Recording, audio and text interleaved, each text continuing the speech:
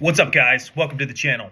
So my first topic that I want to talk about today is basically when you think of, if you've ever watched Abraham Hicks law of attraction type of scenarios where she essentially is saying that the thought patterns that you choose are the magnetic components that will attract more thoughts to them.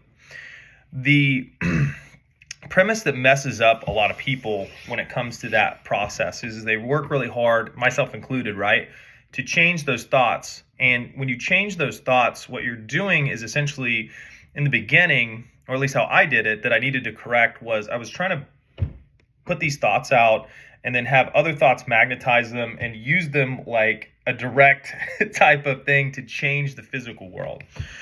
When you look at law of attraction and law of assumption, what you're using the different thoughts to do is to basically signal you being in a different consciousness, because the consciousness that you're at is kind of like a cloud, right? So metaphysics, there's physics and there's metaphysics, which if you think of states like a gas state, your metaphysical state is like a gaseous etheric state that basically produces manifestations out of it. So if you think of your state as the primary engine that is basically pushing out manifestations all over the place, when you change your thought patterns, what you're really trying to do is you're trying to change that state, because the state is what is actually the powerhouse of the reality creation mechanism that's pushing everything out of you. So when you have a state that is, say, you're not in shape, right? Like you're overweight or whatever, that's a state. You're in a state of unwanted, basically, beingness that is producing unwanted manifestations. So when you look at, trying to change that state, what happens is you can perceive that the thoughts you're thinking are creating that state, but really those thoughts are coming from a state. A thought is a vibration. So a vibration is basically labeled and it becomes a thought, right? Om, O-M, om. We put that label on that. Everybody knows what that noise is now. So now we can talk about it and use language. What you're really trying to do is you're trying to get the right key with your state. So if your goal is to be in shape, that has a frequency to it. That has an emotional state where you wake up in the morning, you look in the mirror and you go, damn, fucking ripped, or whatever, right?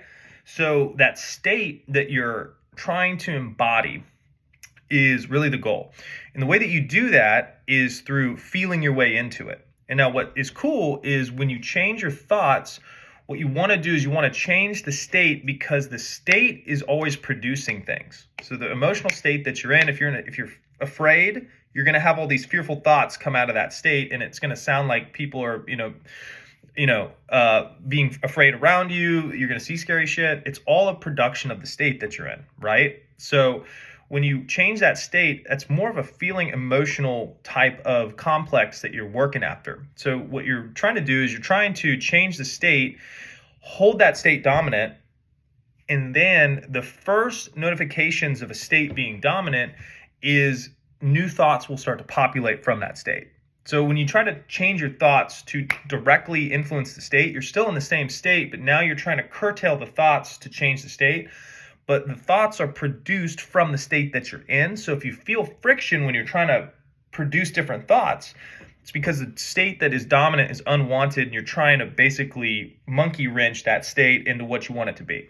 So the easiest way to change a state and hold it dominantly is to view states as changes of clothes, right? You want to decrease the importance of the state. So when you have a state where, use the example of being out of shape, right?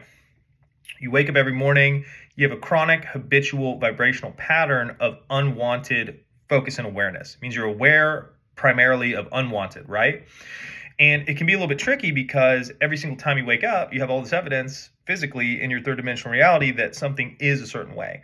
Now, when it is a certain way in your third dimensional reality, you just have to reorientate yourself as the progenitor or the creator of your physical reality through the laws, you call it law of assumption, law of attraction, whatever you want to call it, but essentially who you are being is reflected on the screen of space, which is really good because if what was reflected was independent of you, you'd have no ability or control over your reality. So it's really good that you're causing your reality, because now you can fix it.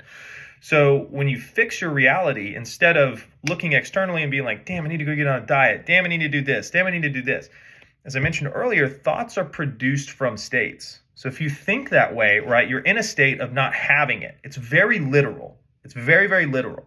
So when you have an emotional complex or an emotional state that's dominant, it's producing reality out of it like a cloud raining all day, 24/7, 365. So the most leveraged action you can take